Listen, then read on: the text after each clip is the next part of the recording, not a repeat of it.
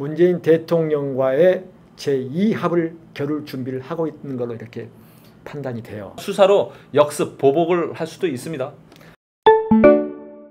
추미애 법무장관과 윤석열 검찰총장의 갈등이 오늘 아침 속보에 의하면 어느 정도 이제 봉합되는 그런 국면에 접어들었는데, 모양새는 일단 윤석열 검찰총장이 꼬랑지를 완전히 내리는 모양새가 돼버렸어요.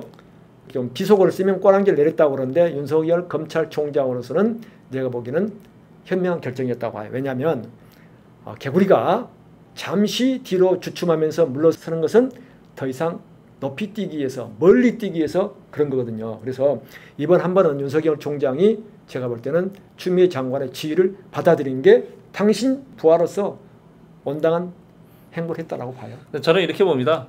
윤석열 검찰총장이 이제 자신의 뜻을 접었죠. 어떻게 생각하면 백기투항한 겁니다. 그런데 이번 추미애 장관과 윤석열 검찰총장의 갈등은 여의도 국회에서나 볼 법한 정치투쟁에 가까웠거든요. 근데 정치에서 꼭 이걸 아셔야 됩니다. 정치에서는 완전 승리도 완전 패배도 없습니다.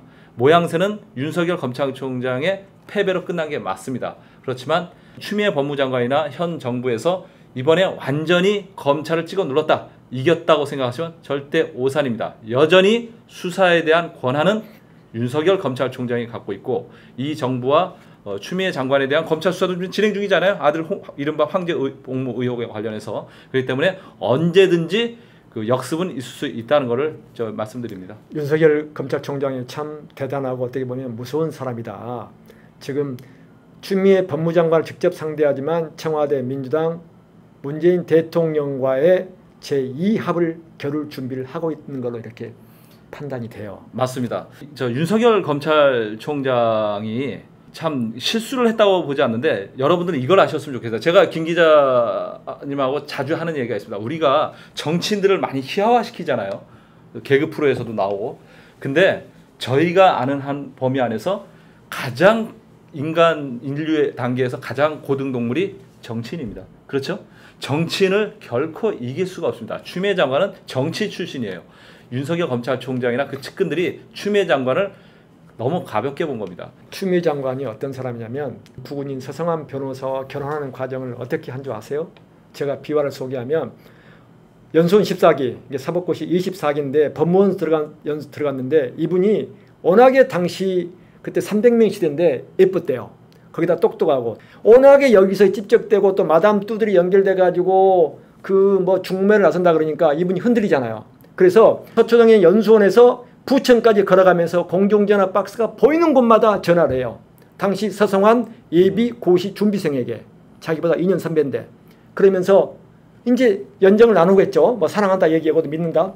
그런데 그렇게 본인을 다진 분이, 그리고 96년도에 김대중 국민의 그 당은 가망이 없는 당인데, 픽업돼 가지고 DJ를 딱 만날 때 춘천지법 판사였는데 도와달라 그러니까 과감히 현직 판사를 때렸지. 그리고 대구 경북에서 자란 분이 민주당을 선택한 거예요. 그것도 김대중 당시 총재를 그만큼 강당 있는 분이에요.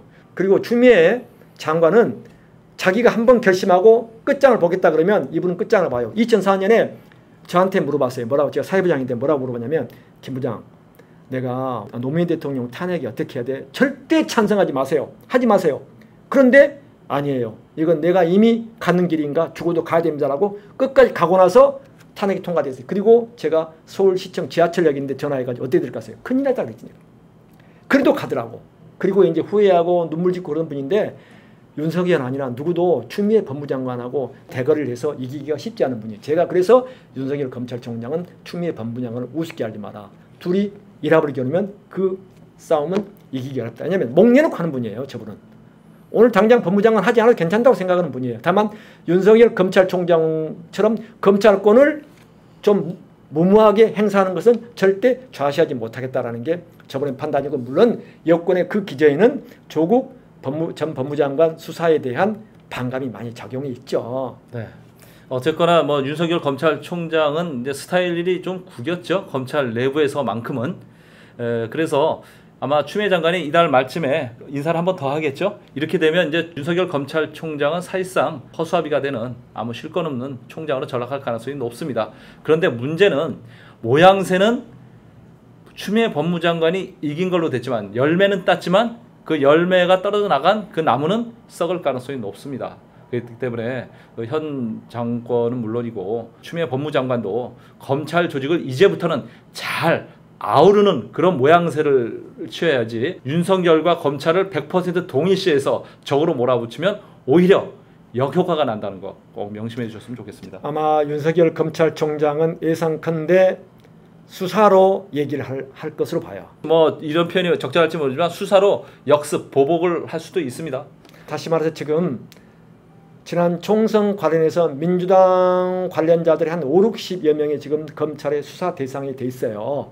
이분들에 대해 사법 처리를 어떻게 하는가, 또 그리고 옵티머스 사건 등이 있잖아요. 이런 사건, 검찰에 지금 진행되는 사건들에 관해서 윤석열식의 아마 정광석화 같은, 그리고 뿌리까지 캐는 수사를 할 가능성이 많습니다. 그렇다고 보면 이게 바로 우리 김 기자 얘기한 것처럼 여권에 대한, 정권에 대한 역습과 이제 공격으로 작용할 수 있다. 그걸 막기 위해서 사실 여권의 상당수 사람들은 이번에 윤석열 검찰총장이 옷을 벗기를 내심 바랬는데 본인이 그걸 안 하고, 그러니까 이게 이 윤석열 검찰총장을 둘러싼 여권과 긴장관계, 갈등관계를 보면 권력투쟁도 이런 권력투쟁이 없다라는 인식을 많이 갖게 돼요.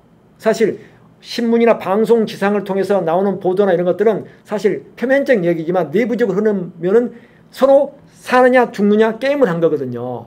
그래서 문재인 정부 들어서 이런 권력투쟁을 한 경우였는데 이게 제2차 아마 권력투쟁이 시작이 될 것으로 보인다. 제가 여기서 보강해서 한 가지 더 말씀드리면 검찰에 지금 한 줌도 안 되는, 기껏 해봐야 3%에서 5%밖에 안 되는 검찰 내 주요 정치 검사들이 지금 권력투쟁을 벌이고 있는 겁니다. 대다수의 95%의 검사들은 묵묵히 일하고 있어요. 그 5%의 검사가 누구냐? 크게 세 가지로 이해하시면 됩니다. 전 정부에서 잘 나가던 우병우 라인이라고 하는 검찰 내 따르던 그 추종 세력들, 많이 뭐 윤석열 검찰총장 체제에 의해서 많이 이제 제거가 됐지만은 그걸 누르고 온 검찰 체제가 윤석열 검찰총장 체제잖아요. 그 윤석열 검찰총장에 또 물먹은 그룹들, 그 그룹들이 바로 이성윤 서울중앙지검장을 비롯한 또 따르던 무리들입니다. 이 세 세력이 지금까지 남아서 계속 검찰을 풍비박산을 내고 평지 풍파를 일으키고 있는 겁니다. 이 사람들이 무슨 주범이라는 것이 아니고 이 사람들의 헤게모니 쟁탈전인데, 그러나 국민 여러분께서는 95%의 검사들은 이거와 관계없이 묵묵히 검찰주의와 헌법 정신에 입각해서 열심히 일하고 있다는 점, 크게 걱정 안 하셔도 된다는 점을 말씀드립니다. 네, 노컷카톡 오늘 뭐 여러 가지 주제를 갖고 얘기를 했는데요. 항상 저희가 정치 사회에 좀 무거운 주제만 갖고 나와서 죄송한데 다음번에는 좀 더 재미있는 주제로 아마 우리 김규환 기자는 그 야구를 하고 싶을 거예요. 야구에 미쳐 있으니까. 이분은 미쳐 있는 부분이 여러 가지인데 능력은 있어요. 그렇지만 뭐 명품족이기도 하고 그리고 야구에 미쳐 있고 언제 기자를 하는지 모르겠어요. 저하고 한 31년을 지금 같이 하고 지내고 있는데 특이한 사람의 경력이에요. 그러니까 가끔 발언도 보면 특이하게 해요. 자, 노컷카톡 이제 마치겠습니다.